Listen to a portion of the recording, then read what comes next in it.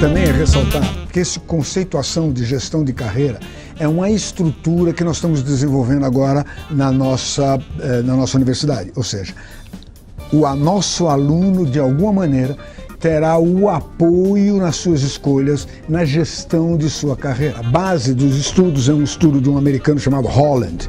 E com base nos conceitos de Holland, você estabelece qual é teu estilo de trabalho, quais são as áreas de trabalho e formas de trabalho que são mais adequadas a você, à tua personalidade, ao teu estilo, ao teu comportamento, àquilo que você gosta de fazer. Cabe aqui um resumo.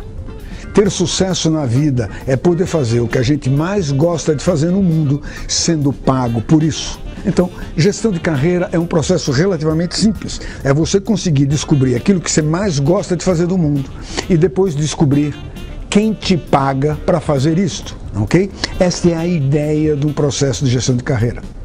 Tudo isso tem que começar já nas primeiras escolhas, né?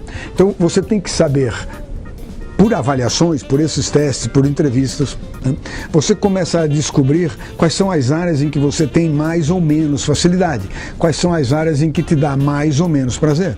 E a ideia toda do processo é você gastar tempo e dinheiro, investir para ficar melhor e mais competente naquelas áreas que você, por natureza, tem aquele dom de gostar, aquela capacidade de fazer bem feito. Soma de trabalho árduo em cima desse dom, mais esse dom forma em você um profissional especial, um profissional acima da média, porque você faz o que gosta. E tendo feito o que gosta, você estudou e aprendeu a fazer melhor o que gosta. Quando você faz o que gosta, o que sabe, o que você faz é de alta qualidade, é muito bem feito e, portanto, será o caminho para o sucesso.